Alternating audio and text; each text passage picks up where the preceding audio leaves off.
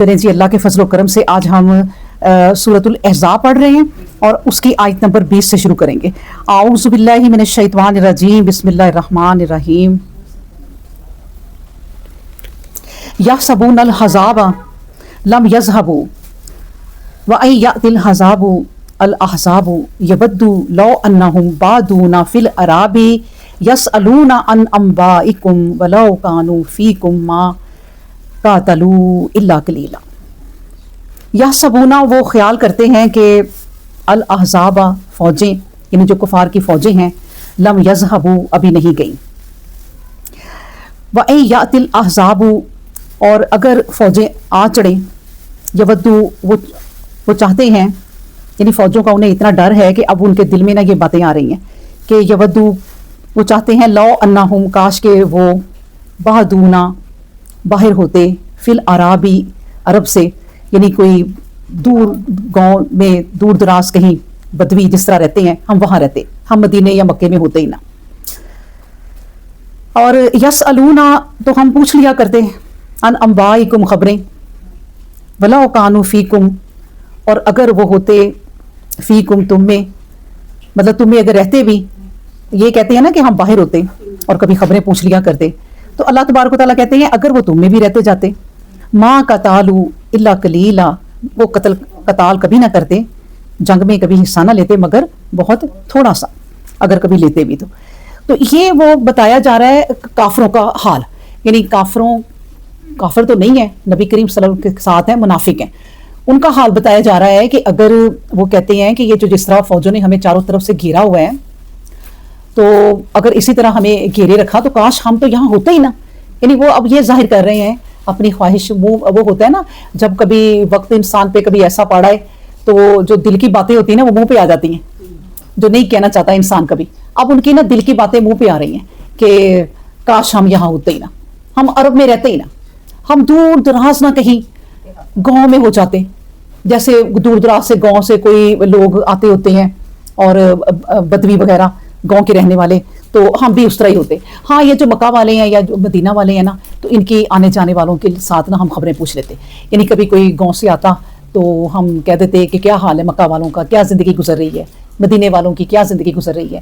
اچھا، یہ سب باتیں کہ ان کے دماغ میں آ رہی ہیں، وہ جو جنگ سے گھبرا گئے ہیں، وہ جو اب بھاگنا چاہ رہے ہیں، وہ نبی کریم صلی اللہ علیہ وسلم کے خلاف دو گروہ جو بن گئے ہیں اور جو کہتے ہیں کہ نکل جاؤ، اب یہاں نبی کریم صلی اللہ علیہ وسلم کو اور ان کی لوگوں کو گھیر لیا گیا ہے 10,000 کے لشکر نے، ہمیں یہ 3 ہفتے ہو گئے ہیں یہ چیز پڑھتے ہوئے، تو آپ لوگوں کو کافی سمجھ آ جانی چاہیے بات اب یہ جنگ خندق کی، تو اس میں یہ جو منافق ہے نا، اب ان کے جو اندر کے ارادے یا دل کے وہ باہر آ رہے ہیں کہ کاش ہم مکہ میں ہوتے ہی نا، کاش ہم مدینہ میں ہوتے ہی نا، اب ان کی یہ خواہش، اللہ ان کی نا یہ بات کا جواب دے رہے ہیں بڑا اچھا تم دور بھی رہتے، نہ بھی رہتے، تم یہاں رہتے تو اے نبی یہ آپ کے ساتھ جنگ میں شریک بھی ہوتے، لیکن انہوں نے قتال کوئی نہیں کرنا تھا۔ یہ مطلب کہ آپ دیکھیں کچھ لوگ ہوتے ہیں، اللہ تعالیٰ سے دعا کریں کہ ہم ان میں نہ ہوں، کنارے کنارے رہ کے نا بس اسلام کرتے ہیں، موقع آ جائے نا آزمائش کا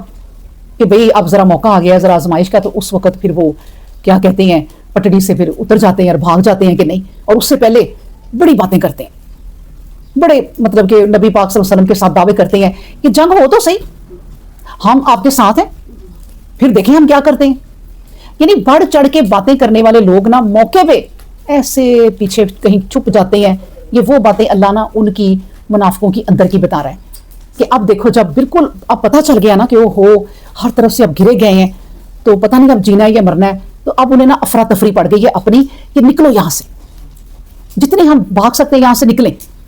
ہم نے پڑھا تھا نا پچھلی دفعہ، کیا پڑھا تھا، انہوں نے کیا بہانے لگائے تھے، بتائیں بہانے کیا لگائے تھے۔ اب میں کہہ رہی ہوں آپ نا اس لیکچر کی طرف توجہ کرنا شروع کر دیں، گرمی ہٹ جائے گی، بس ذرا صبر کر لیں، ہلکی ہلکی سی دے لیں کسی وقت ہوا، تو یہ ہم پہ بھی وہی وقت آ گیا ہے تھوڑا سا، ٹھیک ہے نا۔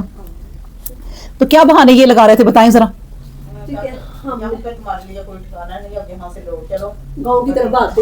نہیں، مین بہانہ انہوں نے کیا لگایا تھا، نبی کریم صلی اللہ علیہ وسلم گھر کھلے پڑے ہیں، ہمارے گھر نہ کھلے پڑے ہیں، ہمیں کسی نے اطلاع دی ہے ہماری عورتیں ہمارے بچے محفوظ نہیں ہیں، تو ہمیں ذرا جانے دیں۔ ایک نے تو یہ بہانہ لگایا بڑا اچھے طریقے سے، اور ایک نے کیا کہا تھا، ایک گروہ نے کہ بس ہم تو جانا چاہتے ہیں، ایک نے تو اچھے طریقے سے بہانہ لگا لیا نا, ایک نے بس کہہ دیا کہ بھائی یہ ہمیں جو نبی کریم صلی اللہ علیہ وسلم لے آئے ہیں نا, تو کیا بات کہی تھی انہوں نے اتنی بڑی کہ اللہ اور اس کے رسول کے وعدے نعوذ باللہ جھوٹی ہیں. یہ انہوں نے ہم سے اہم ہی وعدے کیے تھے اللہ اور اس کے رسول نے فتح کے. تو دیکھو ذرا آج ہم نے دشمنوں نے ہر طرف سے گھیر لیا ہے. تو ایک نے تو بالکل ہی یہ وہ سیدھے ہو گئے تھے, ایک گروہ تو اللہ اور اس کے رسول کے خلاف. انہوں نے کہا تھا بھائی وہ وعدے کہاں گئے, اللہ نے کہا تھا یہ تو وہ فرشتے آئیں گے. یہ مطلب یہ ہے کہ صبر تو کرو, صبر ہی نہیں کیا.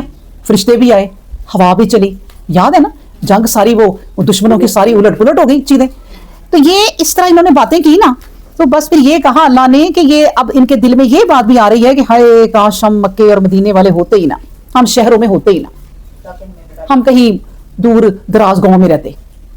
اب یہ جیسے شہروں میں کوئی مصیبت پڑ جائے نا, تو گاؤں سے آئے ہوئے لوگ وہ بےچارے پریشان ہو جاتے ہیں, ہائے ہم شہر آتے ہی نا, یہاں تو گولیاں چل گئیں, یہاں تو فوج نے کہیں حملہ کر دیا. تو وہ یہ کہتے کہ ہم اپنے گاؤں میں رہتے.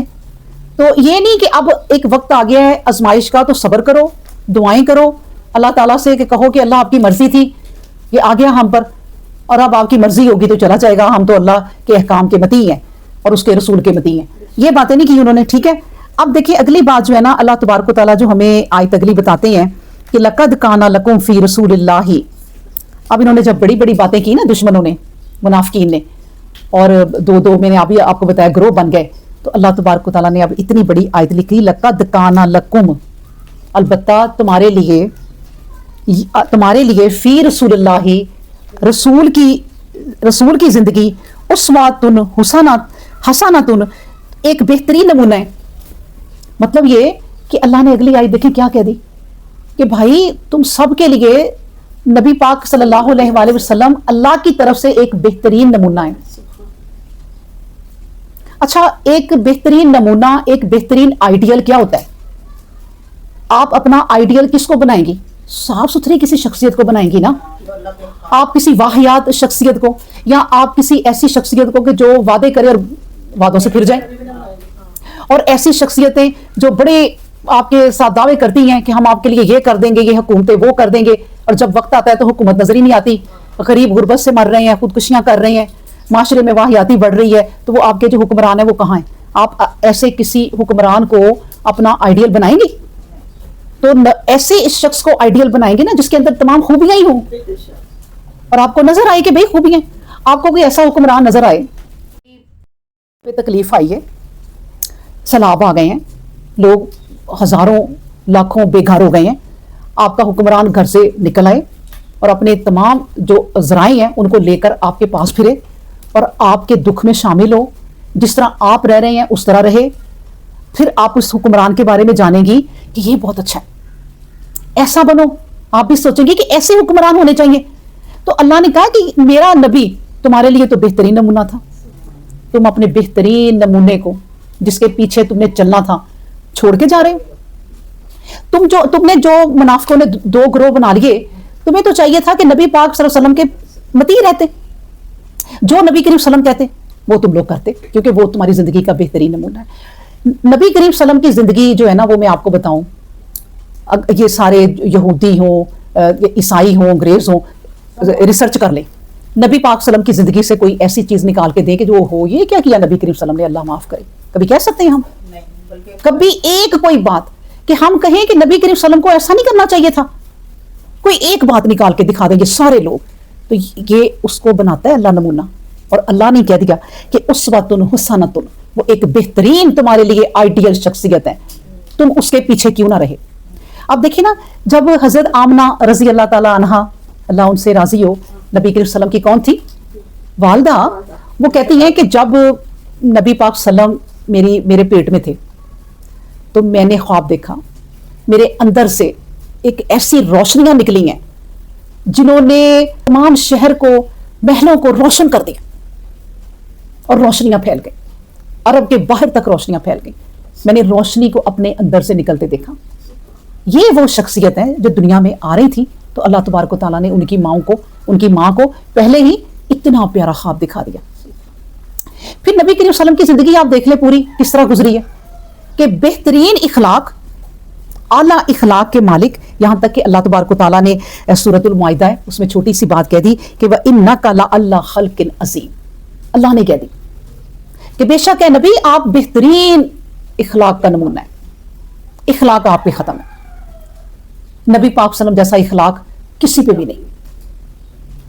یعنی وہ انس رضی اللہ تعالیٰ عنہ جو 10 سال نبی پاک صلی اللہ علیہ وسلم کی خدمت کرتے رہے ہیں، وہ کہتے ہیں کہ میں نے اپنی 10 سالہ زندگی میں کبھی ایک دفعہ بھی نبی پاک صلی اللہ علیہ وآلہ وسلم کو اپنے آپ کو اف کہتے ہوئے بھی نہیں دیکھا۔ ہماری کام والی ہے نا، تھوڑا سا کام غلط کر دیں تو ایسے ہم بڑھتے ہیں نا انہیں، یہ کیا کیا تم نے، تمہیں ایسا تو نہیں کرنا چاہیے تھا، میں تمہیں پیسے دیتی ہوں، فوراً ہم سیدھے ہو جاتے ہیں۔ نبی کریم صلی اللہ علیہ وسلم حضرت انس رضی اللہ تعالیٰ عنہ کہتے ہیں کہ میں نے 10 سال نبی کریم صلی اللہ علیہ وسلم کی خدمت کی، ایک دفعہ مجھے اف تک نہ کہا غلط کاموں پر بھی، یہ بھی نہیں کہا کہ تمہیں ایسا نہیں کرنا چاہیے تھا، حالانکہ یہ بندہ کہہ دیتا ہے۔ کہتے ہیں ایک دفعہ مجھے نبی کریم صلی اللہ علیہ وسلم نے کچھ لانے کے لیے بازار سے بھیجا کہ مہمان آئے ہیں، تو میں کھیلنے لگ گیا۔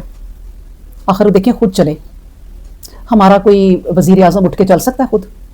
وہ خود چلے، اور راستے میں دیکھا کہ انس کھیل رہا ہے، انس کے سر پہ ہاتھ پھیرا، انس میں نے تو تمہیں بھیجا تھا دودھ لینے، تم کھیلنے لگ گئے، بس یہ کہا۔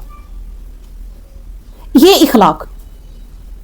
پھر دیکھیں یہ وہی لوگ یہ جن کی یہ میں بات کر رہی ہوں کہ نبی پاک صلی اللہ علیہ وسلم کو چھوڑ کے جانے لگے ہیں، 2 گروہ بن گئے ہیں، اور انہی لوگوں پہ جب مکہ فتح ہو جائے گا نا، جب یہ مکہ فتح ہو جائے گا تو نبی کریم صلی اللہ علیہ وسلم ان سب کو کہیں گے آج سے تم سب آزاد ہو، میں نے تمہیں معاف کیا۔ دشمن جو آپ کا وقت پہ آپ کو ڈسے سانپ کی طرح، آپ اسے معاف کر سکتے ہیں، ان کو بھی معاف کر دیں گے۔ تو یہ وہ اللہ کہتے ہیں کہ یہ وہ شخصیت ہے، نبی کریم صلی اللہ علیہ وسلم اسوہ حسنہ تمہیں بنا دیا ان کو، تو تم لوگ ان کو فالو کیوں نہیں کرتے؟ اپنے بچے تو ہے نا، دیکھیں ہمارے بچے، وہ کوئی ماڈل ہے، کوئی فلمی ہیرو ہے، کوئی باہر کے، کوئی انڈیا کے، کوئی پاکستان کے، ان کو جی اپنا آئیڈیل بنایا ہوا ہے سب۔ اور جو باہر کے لوگ ہیں سارے، اور جو انگریز ہیں، وہ جب نبی پاک صلی اللہ علیہ وسلم کی سیرت پڑھتے ہیں تو وہ کہتے ہیں ان سے بہترین انسان ہی کوئی نہیں۔ ہم اس نبی کی امت ہیں کہ جس میں سے اتنا سا فالٹ بھی کبھی زندگی میں کوئی نہیں نکال سکا، جو اخلاق کے پیکر ہیں۔ اللہ اکبر۔ یہاں تک کہ اللہ تبارک و تعالیٰ نے کہا کہ قد جاءکم من اللہ نورا و کتابا مبین، تمہیں نا اللہ تبارک و تعالیٰ نے 2 نور دے دیے ہیں، ایک کتاب اور ایک یہ نور۔ نبی کریم صلی اللہ علیہ وسلم کو بھی نور کہا۔ تو یہ وہ شخصیت ہیں۔ تو اللہ نے کہا لمن کان یرجو اللہ، اب نبی کریم صلی اللہ علیہ وسلم کو فالو کون کرے گا وہ بھی بتا دیا۔ یہ وہ لوگ ہوں گے لمن کان یرجو اللہ، جو اللہ سے ملنے کی امید رکھتے ہیں کہ ہم نے مر کے اللہ کی طرف جانا ہے، اور والیوم الآخرہ، اور آخرت پر یقین رکھتے ہیں کہ آخرت کا دن آنا ہے۔ اور تیسری کوالٹی بھی بتا دی، وذکر اللہ کثیرا، وہ ذکر بڑا کرتے ہیں اللہ کا۔ 3 طرح کے لوگ اللہ نے کہہ دیے کہ یہ جو ایک تو اللہ سے ملنے کی امید رکھتے ہیں کہ بھائی کل ہم نے نا اللہ کو منہ دکھانا ہے، پھر آخرت کے دن کھڑے ہونا ہے، اور حساب کا دن آنا ہے، یوم الدین، مالک یوم الدین، وہ آخرت کے دن کا مالک ہے، اور اس دن حساب کتاب ہونا ہے۔ اور پھر کہا کہ اللہ نے کہا پھر وہ میرے پیارے پیارے لوگ ہیں جو ذکر اللہ، جو بڑا ہی ذکر کرتے ہیں اللہ کا۔ یہ ہے نبی پاک صلی اللہ علیہ وآلہ وسلم کی زندگی کے مطابق چلنے والے، ان کو اپنا نمونہ بنانے والے، ان کو آئیڈیل بنانے والے، یہ وہ لوگ ہیں۔ اللہ اکبر۔ تو پتہ یہ ذکر کیوں کیا؟ یہاں پر جنگ احزاب ہو رہی ہے اور جنگوں کا ذکر ہو رہا ہے، اور بیچ میں اللہ تبارک و تعالیٰ نے نبی کریم صلی اللہ علیہ وسلم کی ایک شخصیت کو نمایاں کرنا شروع کر دیا۔ کیوں؟ آپ کے ذہن میں کیا آتا ہے؟ وہ لوگ دوسرے کرتے ہیں، حاکم کی پیروی کرو، اپنے سردار کی پیروی کرو، ان کو دیکھو، ایمان تازہ کرنے کے لیے اور ان کو پکا کرنے کے لیے اور اچھا کرنے کے لیے۔ مطلب یہ کہ نبی کریم صلی اللہ علیہ وسلم کی شخصیت کو میں نے ابھی بتایا ہے کہ اللہ تبارک و تعالیٰ نے بتایا ہے کہ یہ جو بھی کہتے جنگ میں دشمن سر پہ آ جاتے، تمہیں نبی کریم صلی اللہ علیہ وسلم کو فالو کرنا چاہیے تھا، کیونکہ پوری زندگی گزارنے کے لیے نبی کریم صلی اللہ علیہ وسلم کی زندگی نمونہ ہے تمہارے لیے۔ تو اس کا مطلب کیا ہوا؟ ہماری جتنی بھی ہم زندگی گزار رہی ہیں نا، ہمیں نبی کی باتوں کو فالو کرنا چاہیے، وہ بہترین نمونہ ہے ہمارے لیے۔ ہم نے لوگوں سے کیسے ملنا ہے؟ نبی کریم صلی اللہ علیہ وسلم کیسے ملتے تھے ویسے ملو۔ کسی سے لڑائی ہو گئی ہے تو نبی کریم صلی اللہ علیہ وسلم کیا کرتے تھے؟ غصے پہ قابو کرتے تھے۔ ہاں ہم نے بھی یوں کرنا ہے۔ یہ ہے وہ اسوہ، یہ اللہ تبارک و تعالیٰ نے کہا ہے کہ اسوۃ حسنۃ، کہ بہترین نمونہ ہے ہر معاملے میں تمہارے لیے۔ اب ایک نا یہودی نے آ کے نا نبی کریم صلی اللہ علیہ وسلم کی گردن میں کپڑا ڈالا اور دبا دیا، اور دبا دیا, اور نبی کریم صلی اللہ علیہ وسلم کے صحابہ غصے میں آ گئے. نبی کریم صلی اللہ علیہ وسلم ہنس پڑے, کہا نہیں اسے کچھ نہ کہنا, یہ جو مانگ رہا ہے اس کو دو. اور ہم دیکھیں نا, اب ہم نے کیا کرنا ہے, اس ہماری جو شخصیت ہے یہ نبی کریم صلی اللہ علیہ وسلم اس کو فالو کرنا ہے. اگر ہم سے کچھ زیادتی کرے تو کیا کرنا ہے, نبی کریم صلی اللہ علیہ وسلم نے کیا کیا, درگزر کیا. تو ہم درگزر کرتے ہیں, کتنا ہم نے فالو کیا ہے. اس لیے تو اللہ کہہ رہے ہیں کہ جنگ میں تم لوگوں نے اپنی کیوں بنا لی ایک پارٹی, تمہیں تو جو نبی کریم صلی اللہ علیہ وسلم کہتے وہ کرنا تھا, تم نے ایسا کیوں کیا. تو زندگی گزارنے کا بہترین طریقہ جو ہے نا وہ نبی کریم صلی اللہ علیہ وسلم کی سیرت ہے, اس کو پڑھو. وہ روزے کیسے رکھتے تھے, وہ نماز کیسے پڑھتے تھے, وہ لوگوں سے کیسے ملتے تھے, وہ ہمسایوں کا حق کیا کہتے تھے, وہ یتیموں مسکینوں معذوروں بیماروں کے ساتھ کس طرح پیش آتے تھے. تو ان سے سیکھیں. یہ ہم سے پوچھا جائے گا کہ تمہیں میں نے ایک نبی دیا تھا اور وہ بہترین نمونہ تھا تمہارے لیے, تو تم نے کیا کیا, تم نے پھر کیا کیا. اس لیے اللہ نے کہا کہ میرے اس نبی کو 3 لوگ فالو کریں گے جن میں 3 آتے ہوں گی. پہلی کہ وہ اللہ سے ملنے کا یقین رکھیں گے. جو اللہ سے ملنے کا یقین رکھتا ہے نا تو وہ کیا کرتا ہے, ڈرتا ہے, وہ اللہ سے ڈرتا ہے. پھر آخرت کا, وہ بھائی ہم لوگ تو اب دیکھیں نا, ہم لوگ یہ بات بڑی آسانی سے کہتے ہیں کیونکہ ہمیں یہ پتا ہے اپنے نسل سے نسل تک, نسل ٹو نسل ہماری چیزیں یہ جانتی ہے. چلو جو ہم مسلمانوں کے گھر میں جو پیدا ہوئے کہ ہم نے مر کے اٹھنا ہے. کئی ہیں جو کہتے ہیں کہ کوئی مر کے نہیں اٹھنا, دنیا بھری پڑی ہے. وہ کہتی ہیں مسلمان پاگل تو نہیں ہو گئے کہ مر جائیں گے اور ہڈیاں پھر اٹھیں گی. وہ ابھی بھی اس بات کو لے کے اگلے بیٹھے وہ کہتے ہیں کہ یہ تو بیوقوف والی باتیں. اللہ نے کہا یہ جو یقین رکھے گا نا کہ مر کے اٹھنا ہے اور پھر ذکر بڑا کرے گا, ذکر اللہ کا کرنے والے وہ ہے میرے نبی کو فالو کرنے والے, باقی کوئی نہیں. اب اللہ تبارک و تعالیٰ نے پچھلی آیتوں میں کس کا ذکر کیا, ابھی منافقوں کا, کہ انہوں نے کیا حال کیا, اپنے گروہ بنا لیے الگ مسلمانوں سے. اگلے اللہ مومنوں کا بتانے لگے ہیں کہ مومنوں نے کیا کیا تھا. اللہ نے کہا وَلَمَّا رَأَى الْمُؤْمِنُونَ الْأَحْزَابَ, اور جب مومنوں نے لشکروں کو دیکھا تو کیا کیا, قالوا تو کہہ اٹھے ھذا ما وعدنا اللہ, یہ ہے اللہ کا وعدہ اور ورسولہ, اور اس کے رسول کا. یہ کیوں کہا کہ لشکر دیکھیں, اور وہ لشکروں کو دیکھ کے نا کہ 10,000 کے لشکر نے ہمیں ہر طرف سے گھیر لیا. تو منافقوں نے کیا کہا تھا کہ 10,000 کے لشکر نے ہمیں گھیر لیا, تو منافقوں نے کیا کہا تھا, مر گئے, لٹ گئے, اللہ اور اس کے رسول کا وعدہ جھوٹا ہے, نعوذ باللہ. اب مومن کیا کہہ رہے ہیں کہ اوہو یہ تو وہی وعدہ ہے جو ہمارے رب نے کیا تھا. کیوں کہا یہ کہ آزمائش آئے گی, تمہیں آزمایا جائے گا. تو وہ وقت آ گیا, انہوں نے دیکھیں اس بات کو اس طرح لیا. اب اگر ہم عورتیں سوچیں نا, میں ساتھ بھی اسی مثالیں دیتی جاؤں کہ گھر میں تنگی آ جائے, تو ایسا کئی گھروں میں پٹ سیاپا شروع ہوتا ہے نا کہ میاں بیوی کی لڑائی نہیں ختم ہوتی. حالانکہ جب مومن عورت ہو نا کہ اوہو یہ ہے وعدہ میرے رب کا کہ تمہیں آزمایا بھی جائے گا, تو وہ صبر آ جاتا ہے کہ ہاں میرے اللہ نے کہا تھا کہ تمہیں آزمایا جائے گا, کبھی بھوک سے, کبھی افلاس سے, کبھی خوف سے, کبھی تنگ دستی سے. تو یہ وہ جو آیتیں ہیں نا, وہ جو ہم یہ آیتیں پڑھی ہیں نا, یہ اللہ نے ہم پر وحی کی ہیں کہ پڑھو. تو پھر ہم فوراً سوچیں کہ اوہو نہیں میرے رب نے کہا تھا کہ آزمائش آئے گی, تو آ گئی. میرے رب کا وعدہ سچا ہے, وہ سچا وعدہ کرتا ہے. اسی طرح مومنوں نے جب لشکروں کو دیکھا تو کہا اوہو ہمارے رب نے جو وعدہ کیا تھا سچا تھا کہ تمہیں گھیرا جائے گا, تمہیں آزمایا جائے گا, تمہیں جھنجھوڑا جائے گا, اور ہمارے رسول نے بھی یہ کہا تھا. تو یہ آ گیا وقت اور ہم تیار ہیں. دیکھیں انہوں نے یہ کہا, پھر کیا کہا کہ وصدق اللہ, اور اللہ سچا ہے, ورسولہ, اور اس کا رسول بھی سچا ہے. وہ لشکروں کو دیکھ کے گھبرائے نہیں, انہوں نے اس طرح بات سوچی.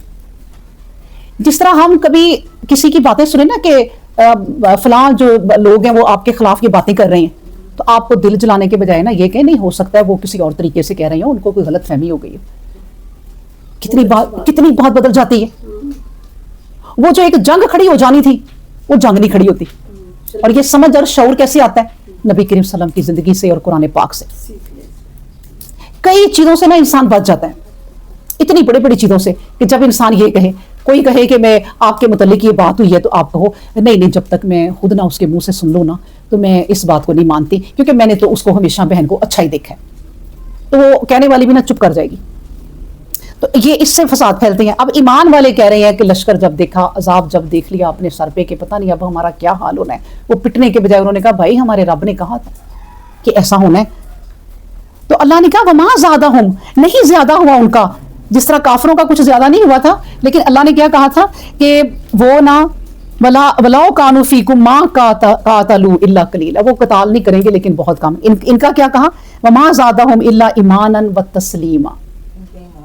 ان کی نا کوئی منفی چیزیں نہیں بڑی، نیگیٹیوٹی ان کے اندر نہیں بڑی کہ منفی سوچے رکھیں. ان کا کیا بڑا ایمان اور تسلیمہ اور تسلیم کرنا، مطیع ہونا، فرما بردار ہونا. ان کی فرما برداری اور بڑھ گئی، وہ جنگ کے لوگوں کو دیکھ کے اور فرما برداری بڑھ گئی. اللہ نہ کرے، اللہ نہ کرے ہماری زندگیوں میں کبھی یہ وقت آئے. میں تو آپ سے کہتی ہوتی ہوں کہ اللہ سے دعا کیا کریں کہ آزمائش کا وقت نہ آئے ہی نہ، کیونکہ ہم بڑے کمزور لوگ ہیں. تو جب اگر آزمائش کا وقت آ جائے کبھی، جیسے غزہ پہ آیا، کہاں گئے وہ گھر، کہاں گئے وہ لوگ؟ کوئی آسان کام نہیں ہے یہ، پھر بھی وہ اللہ اللہ کر رہے ہیں. آج بھی ان کے گرے پڑے بچوں سے، بیمار بچوں سے بات کرو نا، وہ کہتے ہیں اللہ کی راہ میں ہم نے یہ سب کچھ، اللہ نے ہماری آزمائش لی. ہم یہ کہہ سکتے ہیں نہ ہم نے اپنے بچوں کی تربیت صحیح کی، نہ ہم نے آپ خود قرآن کو صحیح طرح پڑھا. اور دیکھیں میں آپ کو بتاؤں، جو قرآن کے لفظ کو سمجھتے تھے نا غزہ والے، ان کی عورتیں، ان کے مرد، ان کے بچے، آزمائش ان کے لیے. اللہ کمزور انسانوں کو آزمائش بھی نہیں لیتا کہ یہ تو اسی طرح کافروں کی طرح کوسنے لگ جائیں گے. وہ صبر کرتے ہیں. لیکن دیکھیں ان کا جو بدلہ ہے اللہ تبارک و تعالیٰ آہستہ آہستہ اپنے وقت پر لے گا. ابھی بھی دیکھ لیں کہیں زلزلے آ رہے ہیں، کہیں سیلاب آ رہے ہیں، کہیں کوئی کچھ ہو رہا ہے. یہ آہستہ آہستہ. اور ہم اب یہ اس طرح کیوں ہو رہا ہے؟ ہم کبھی سوچتے ہیں نا کہ بچا لیتا اللہ کی مدد آ جاتی. لیکن آپ یہ اس طرح بھی سوچیں، یہ ایک مصلحت ہوتی ہے، جو یہ ایک حکمت ہوتی ہے جو ہم نہیں سمجھ سکتے. لیکن ہم اس طرح سوچ سکتے ہیں کہ یعقوب علیہ السلام 17 سال روئے تھے یوسف علیہ السلام کی جدائی میں، نبینا ہو گئے تھے. کبھی اس طرح ہوتا ہے کہ یہ جنگ خندق کو یار فرشتے آ گئے اور ہوا چلی، اللہ نے دشمنوں کو تہس نہس کر دیا. کبھی یہ بھی ہوتا ہے. یہ وہ رب جانتا ہے کہ میں نے کس وقت اسی وقت ہی مدد کرنی ہے اور کس وقت میں نے سالوں سال آزمانا ہے. ایوب علیہ السلام کو سالوں سال آزمایا، یعقوب علیہ السلام کو سالوں سال آزمایا. پھر یوسف علیہ السلام جو ان کے بیٹے تھے وہ 17 سال جیل میں رہے اور بغیر کسی قصور کے، بغیر کوئی گناہ کے. تو رب کی جو حکمت ہے نا، یہ وہ رب ہی جانتا ہے.